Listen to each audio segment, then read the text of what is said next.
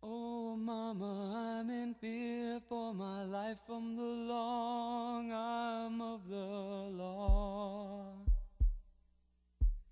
Lawman is putting into my running, and I'm so far from my home.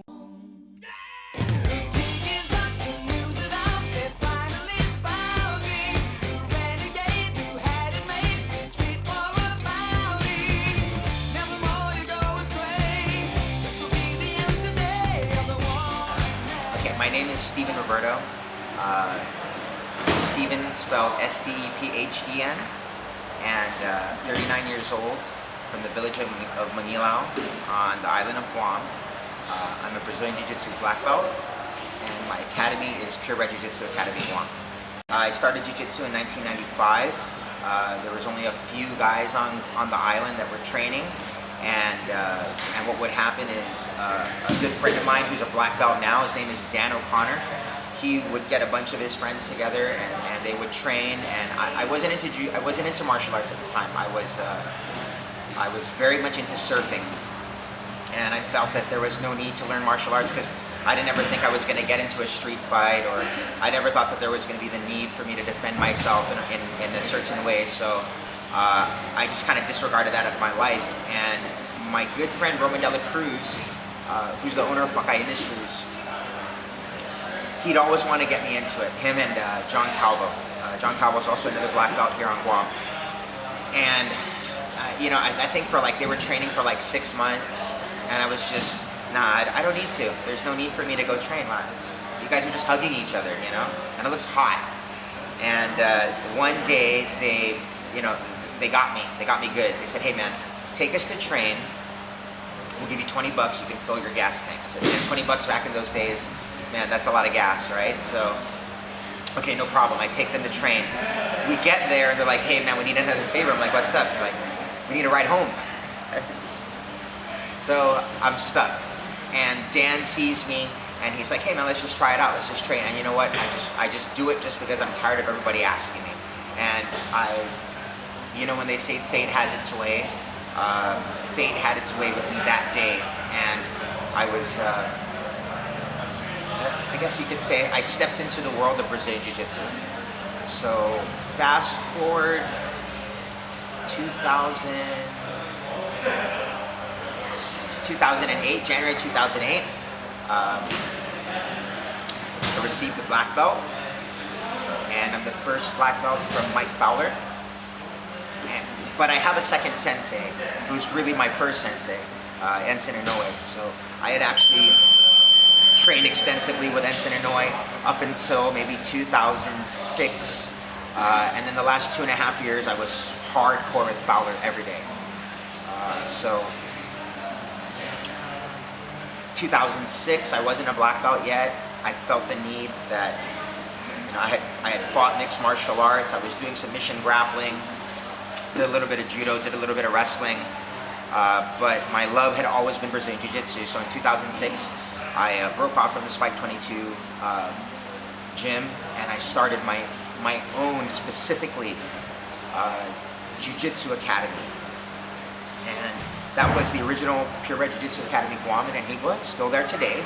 And now we have we're here at our second location, which is in Dedido, and we are opening a third location. Well, we had the soft opening last month, but in May 1st, we'll be having a grand opening of my Sapporo Academy in Sapporo, Japan. So that's where we're at right now. I want to say just not being my own worst enemy. On Guam, if you're doing things differently and you're doing things to have a higher standard, some people might not agree with that. And when I wanted, I always thought to myself, I'm like, why are the Brazilians champions? And why are the Japanese and Americans, why can't Guam have a champion? And I thought to myself, it's because we're not training like the champions. We're not doing what champions do.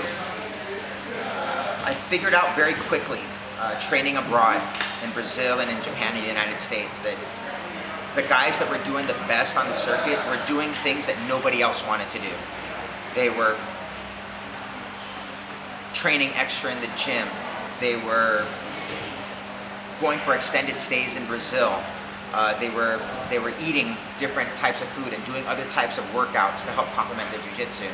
And it just showed me that you can't be your own worst enemy. You can't hold yourself back, because there's like a lot of people that are already going to do that for you. So if you're doing it yourself, that's really going to be your biggest obstacle. Of course, that's a given that people are going to like, oh yeah, you know, he thinks he's so badass, he thinks he's doing this and that, but that's not the truth. The truth of the matter is, your biggest failure will always be your own mindset, in my eyes, in my opinion. So I didn't let none of that thinking get me down. I continued to go train elsewhere. I continued to get better. People would resent me when I would come back if I was getting better. But man, at the same time, I was still teaching. I was trying to share everything that I was learning. But you know, that's the natural process of selection in jiu-jitsu. It sifts out the people that truly don't want to do it. Even then, like when I brought Mike Fowler out, you know, I wanted legitimate jiu-jitsu. I wanted to say that, you know, I did not, all my belts, and I don't know how they changed this practice, but, and especially on Guam, you got blue belts promoting blue belts. You got purple belts promoting purple belts. Man, all my belts came from a black belt, the way it should be. You know, why am I going to lower this standard? Who am I to reinvent jiu-jitsu? Who am I to lower the standard of jiu-jitsu? If I'm a true defender of jiu-jitsu, I should be always trying to elevate the standard, right? So if I had just taken the easy way out and conformed to that, again, I would have been my own worst enemy, you know, because I allowed myself to lower the standard, and that's just not acceptable.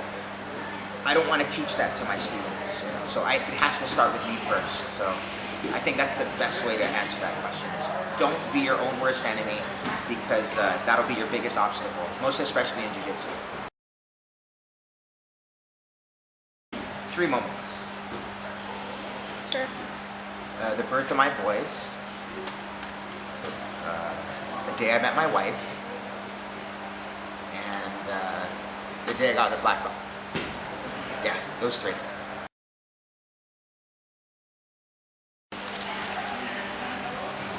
I guess if I was to put it in a nutshell, man, there's a lot of different quotes, but one that I find myself, you know, that's very, you know, mindful in my everyday activities is, don't ask anybody to do something you wouldn't do yourself. And I have to take that mindset, because somehow I have the responsibility of all these people. So, and if they're looking up to me, then man, I better follow that rule to a T. You know, if they're really keeping their eye on me to see what I do, because a lot of times in this setting, people don't do what I say, they do what I do. You know what I mean? So I have to follow that, and I think that's a quote that I can live by and make myself more positive every day. Outside of BJJ, I'd have to say my mom. And you know, I know people say that all the time, but if you understand the story about my mom, you know, my mom and dad divorced at a young age. So my mom was left to raise 5 boys. And if you think about that, oh, that's very tough, you know. So her having to go through her trials and tribulations as a woman, as a divorced wife, as a single mom, as a mother of 5, I to this day, I still don't know how she did it. Okay. Another role model that I have outside of jiu-jitsu is my brother, because at the time, the absence of my father, you know, he filled those shoes. You know, he was the guy that was to make sure you gotta learn this, you gotta learn that, you know, so this is right, this is wrong. So those are the two role models for me outside of jiu-jitsu. As far as jiu-jitsu itself, I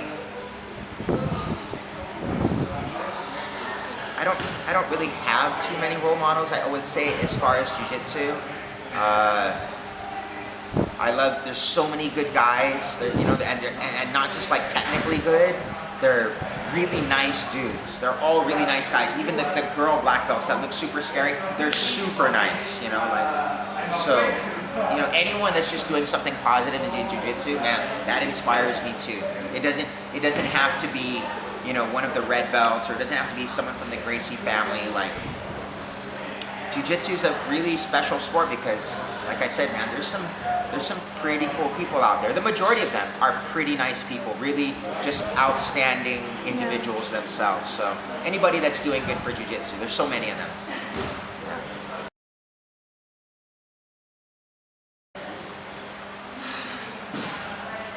I know people say it all the time that jiu-jitsu's life and life is jiu-jitsu, but I don't think some people understand what they're feeling, and I know people have a different mindset about it, but I'll give you my mindset on how I feel that BJJ is life.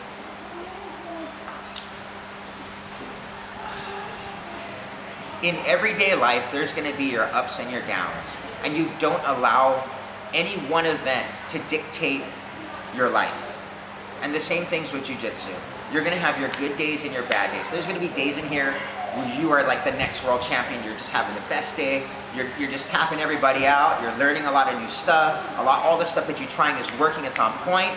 Then you're going to have your bad days, right? Where things are just not going good. And even if it's not days, it might be moments, And what I think jiu-jitsu teaches you, as far as the comparison between BJJ's life, is like, man, you come in here, you fight your heart out. Let's say you're a white belt. You're getting the crap beat out of you every day. You got to make a decision. Do I want to stay? Do I want to stop? Fight or flight response kicks in. Man, that's just like you waking up in the morning. Do I want to lay here and chill out, or do I need to get my ass out of bed and go to work, go to school, do what I have to do to continue my life? We could stop, but then life stops, right? You stop working, you stop going to church, you stop going to the doctor, you stop going to the gym, your life quality degrades, But if you hack at it, you do what you're supposed to do, your life quality improves, right? That's jiu-jitsu. It's the same thing. It's what you put in is what you get out, And if you quit early, you'll never know. It's the same thing at work. If you quit early, you'll never know what your potential was. If you skip school, the easy thing is to skip school. The hard thing is to stay in. The easy thing to do is not go to class, right? The hard thing is to, man, I know that guy has been tapping the crap out of me. I need to go face my fears, and maybe after a while, ask that dude, like, hey man, how are you getting me? You know what I mean? Just kind of figure out things in the academy just like you would figure out things outside, and it really, really does marry each other. So, yeah, BJJ is life. Life is BJJ. For some people. Man, my ultimate goal, when we line up, we have, the white belts, the blue belts, purple, brown, and so forth, and it's always the black belts facing them. I want an army and rows and rows and rows of black belts, inspiring an army of rows and rows and rows of other lower belts, you know what I mean? Because I think that once you do that, you can have world titles, you can have champion students, this and that, but being able to, just make the normal Joe want to excel and be better than he thinks he is, you know what I mean? That's an achievement in itself, being able to teach the unteachable, being able to teach the kid that has the worst self-esteem ever. You know what I mean? I can't even step in there. The smell of the toughness just makes me nauseous, You got to be able to inspire those people. You got to be able to make them be champions, to the fullest potential that they got, And to me, that's a super big accomplishment. I would love to be, part of something like that, where there's just the bajillion black belts.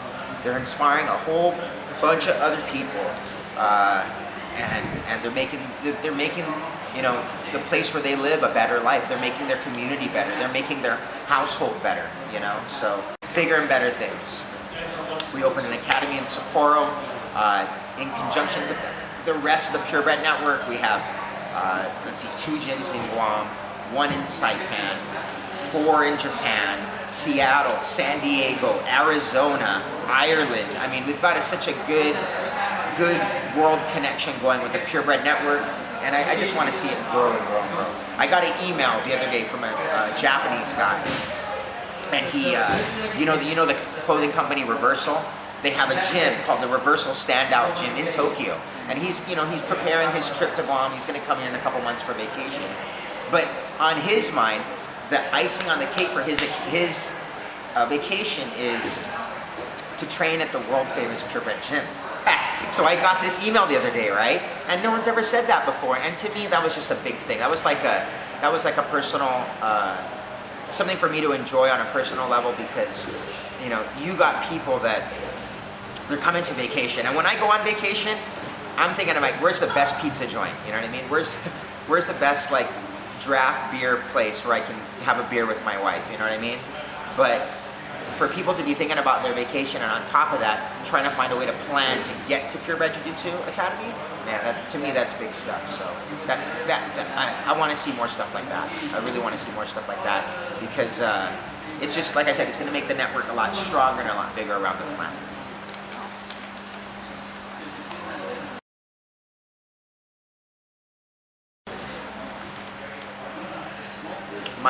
My mother is a devout Catholic. You know, and she and I, we always go back and forth. You know, we always go back and forth about the church and God. And, you know, I myself at one time, I considered myself very close to the church. But now I consider myself closer to God. And let me explain what I mean by that. 2 years ago, we had a big BJJ scandal where the team affiliate that we were associated with, you know, there was never anything, you know, found illegally, but it was all just a lot of hearsay and a lot of stuff being spread on social media about, you know, this instructor, so-called instructor, and he was, you know, doing all kinds of stuff with his students and whatnot. And I thought to myself, I said, yes, there's a lot of victims in this, and I feel sorry for them.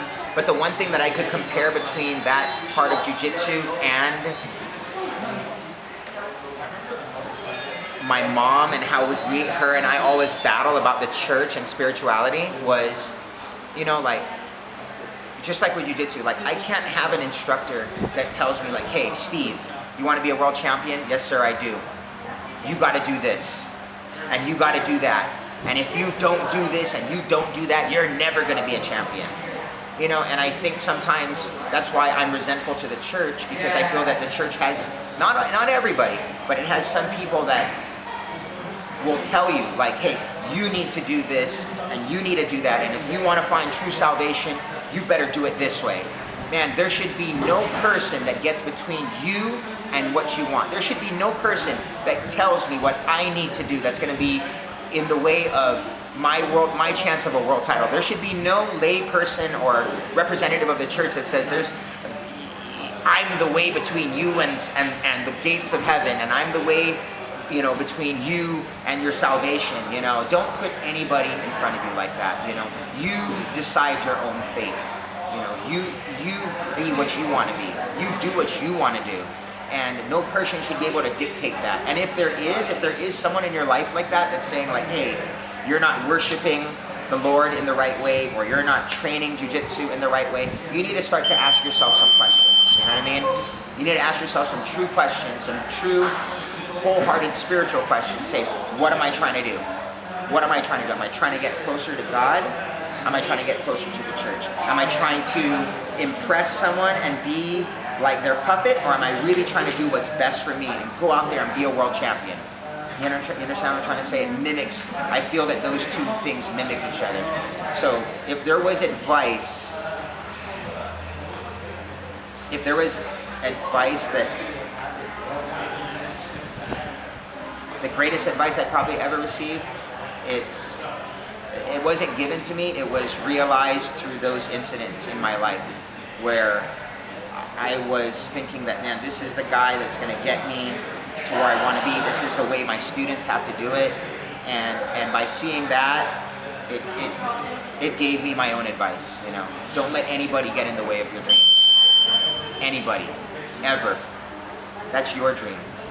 So you should have that direct connection to your dream. There should not be anybody that goes between you and them. And I think that goes the same for like your spirituality. You know, as the closest that we get to God is like the ultimate, right? You're gonna find that peace, you know? And there shouldn't be anybody that gets in between you.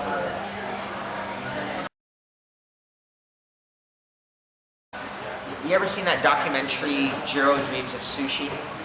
You ever heard of it? There's a Netflix documentary. And it's about this famous sushi chef in the world. And when you go to his sushi joint, it's very small. It only seats like 14 people. It's a little counter. But he's booked for a year in advance. And people think he has the best sushi in the world. And when they did this documentary on Jiro, you know, master chef, sushi chef Jiro, he told them, he said that all I ever did was I just wanted to I wanted to do my job better every day. Better every day, better every day. And Mike Fowler, my jiu-jitsu instructor, Mike Fowler, he gave me this advice. He said, man, he goes, I said, what's the trick? How do I, you know what I mean? How do I make it click, man? I'm having these hard days, I'm getting beat up. You know, and if you see Mike Fowler, he's a 160-pound dude. He's so tiny compared to me in size. He would just mop me on the mat like a rag doll. And he'd tell me straight up, he'd go, Roberto, just try to be better 1% every day. And I think that if people were to do that in their daily lives, just, you know, in anything positive that they do, just do it 1% better every day. Man, imagine how the world would be. You know, imagine how good things would be in our lives, you know? And that's what Jiro was doing, was every day he just wanted the next day to be better. He just wanted his sushi to be better every time he made it. Something as simple as putting together a little bit of rice and putting some fish on top, you know? And look at where that's achieved him, you know? He's considered the most famous sushi joint in the world. Man, if we can do that with ourselves, we will be the best people we can truly be by living by that. You know, be better 1% every day. Just try to be 1% better than you were the last day.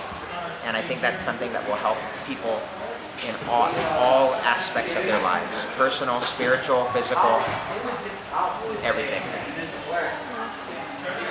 Okay, so if you're interested in training Brazilian Jiu-Jitsu, or you want to just find out more about the sport, it's really simple. You can log on to our website www.purebredbjjguam.net. It's got the full schedule. If you notice, it doesn't have any pricing. So the first thing people ask is how much it. Don't worry about how much it costs to join. Just come look at this. Look at the class schedule. Pick a location that's convenient for you. Pick a class time that's convenient for you. Come on in, watch a class. If you like what you see, talk to one of my front desk staff, and they'll be able to schedule you for your first free class. We'll also provide the uniform for that first free class, so you have zero excuses as to why you can't come and try out jiu-jitsu.